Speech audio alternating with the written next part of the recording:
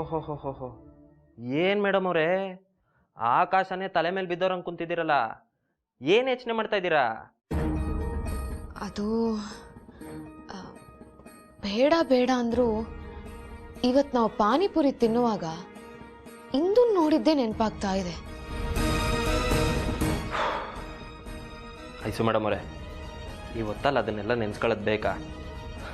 ಅವಳು ಯಾರು ಸತ್ವಾಗ್ಲೂ ಹಿಂದೂ ಅಲ್ಲ, ಬಿಟ್ಬಿಡಿ.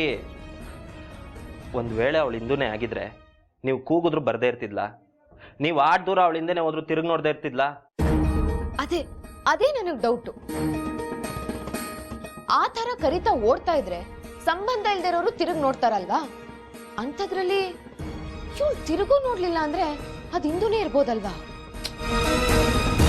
ಅಲ್ಲ ಮೇಡಮ್ ಅವರೇ, ಹಿಂಗೆ ಅಲ್ವಾಗಿಲ್ವಾ ಅಂತ ತಲೆ ಕೆಡ್ಸ್ಕೊಂಡು ಕೂತ್ಕೊಳ್ಳೋ ಬದಲು ಅವಳಿಗೆ ಫೋನ್ ಮಾಡಿ ಕೇಳ್ಬೋದು ತಾನೆ.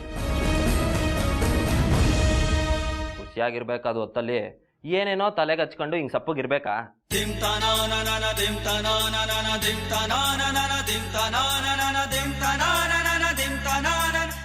ಸರಿ, ಏನೋ ಆಗೋಯ್ತು. ಖುಷಿಯಾಗಿರ್ಬೇಕಾದ ಟೈಮಲ್ಲಿ ನೀವ್ ಯಾಕಪ್ಪ ಸಪ್ಪ ಕೂತಿರ್ಬೇಕು? ಗೌಡ್ರಿಗೆ ನನ್ನ ಮೇಲೆ ತುಂಬಾ ಸಿಟ್ಟು ಬಂದಿದೆಯಂತೆ. ಚೇಚೆ ಇಲ್ಲಪ್ಪ, ನಾನಂತೂ ನಿಮ್ಮ ಮೇಲೆ ಯಾವತ್ತೂ ಸಿಟ್ಟು ಮಾಡ್ಕೊಂಡು ಇಲ್ಲ, ಮಾಡ್ಕೊಳ್ಳೋದು ಇಲ್ಲ. ಹೌದಾ? ನಿಮ್ಮ ತಾಯಿ ಸರಿ ಇಲ್ಲ ಅಂತ ಹೇಳಿದ್ರೆ ಸಿಟ್ಟು ಬರಲ್ವಾ?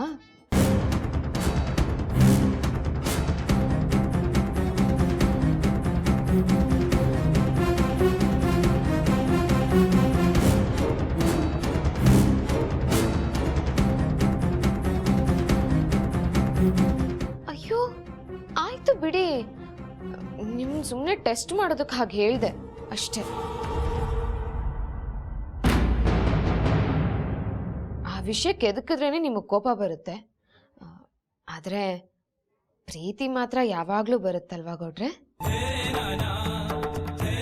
ಹಾ, ಹಂಗೆ ಅದನ್ನ ಎಷ್ಟು ಬೇಕಾದ್ರೂ ಪರೀಕ್ಷೆ ಮಾಡಿ ಮೇಡಮ್ ಅವರೇ.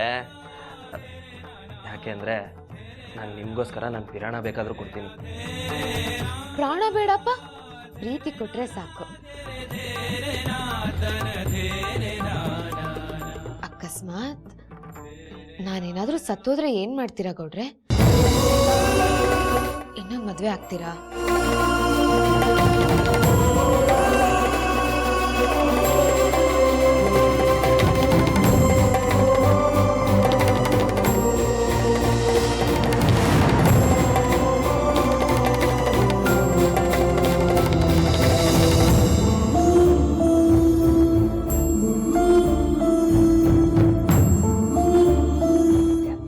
ಅಂತ ಆಡ್ತೀರಾ ಮೇಡಮ್ ಅವರೇ?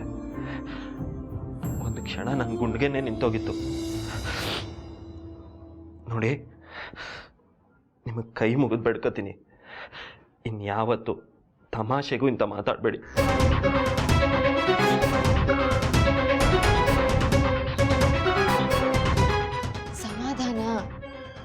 ಸಮಾಧಾನ ಮಾಡ್ಕೊಳ್ಳಿ, ಬನ್ನಿ.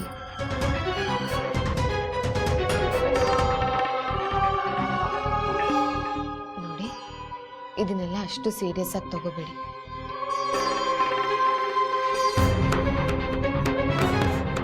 ನಾನಿವತ್ತು ನಿಮ್ಗೊಂದು ಮಾತು ಕೊಡ್ತೀನಿ. ನಾನು ಎಲ್ಲೇ ಇದ್ರು, ಏನೇ ಆಗಿದ್ರು, ಈ ನಿಮ್ಮ ಹೃದಯ ಎಲ್ಲಿರುತ್ತೋ ಅಲ್ಲೇ ಅದ್ರ ಹತ್ರನೇ ಇರ್ತೀನಿ, ಆಯ್ತಾ? Om tanana tanana tere na tadare tadare tadare